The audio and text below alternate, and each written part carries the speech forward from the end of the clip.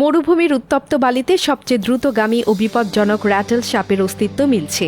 বালিতে কিছু দাগ দেখলে বুঝতে হবে সামনেই লুকিয়ে থাকতে পারে এই ডোরাকাটা সাপ। কিন্তু দৌড়েও এক্ষেত্রে পার পাওয়া যাবে না, কেননা বিশ্বের দ্রুতগামী সাপের তালিকায় রয়েছে এই সাপের নাম। এমনকি এই সাপটির কামড়ে 20 সেকেন্ডের মধ্যে মানুষের প্রাণহানির শঙ্কা রয়েছে।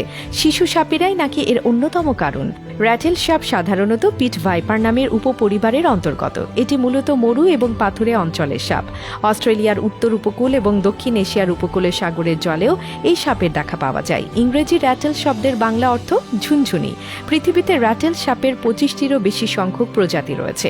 জানলে অবাক হবেন, এই সাপের লেজের শেষাংশের ঝুনঝুনির মতো শব্দ উৎপন্নকারী অংশটিই নাকি এর র্যাটেল নামকরণের কারণ। কোনো রকম হুমকি বা বিপদের সম্মুখীন হলে তারা এই র্যাটেল ব্যবহার করে থাকে। র্যাটেল সাপের প্রধান খাদ্য ইঁদুর, ছোট পাখি এবং অন্যান্য ছোট প্রাণী। প্রথমে এরা শিকারকে একটি ক্ষতিকর দাঁতের দংশনের দ্বারা কাবু করে ফেলে। ফলে শিকার সাধারণত খুব তাড়াতাড়ি তার চেতনা হারায়, এমনকি প্রাণহানির দিকে এগিয়ে যায়। এমনকি এই সাপের ক্ষতিকারক তরলটি যে কোনো প্রাণীকে 20 সেকেন্ডের মধ্যে বশে আনার ক্ষমতা রাখে। কিন্তু সহজ শিকার থেকে পালিয়ে যাবার চেষ্টা করবে এমন শিকারই এই সাপের বেশি পছন্দ, কেননা র্যাটেল সাপ তার দেহের দৈর্ঘ্যের 2/3 দূরত্ব থেকেও দংশন করতে পারে। জানা যায় র্যাটেল সাপ সুগঠিত দাঁত সহই জন্ম নেয় এবং দংশনের সময় প্রয়োগকৃত তরলটির মাত্রা নিয়ন্ত্রণ করতে পারে।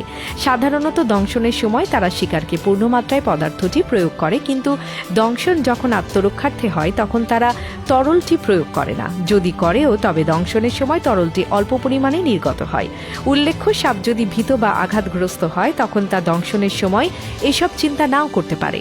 ছোট সাপ পূর্ণবয়স্ক সাপের তুলনায় আরও বেশি ভয়ঙ্কর, কারণ দংশনের সময় ওই দূষিত পদার্থের পরিমাণ এরা নিয়ন্ত্রণ করতে পারে না।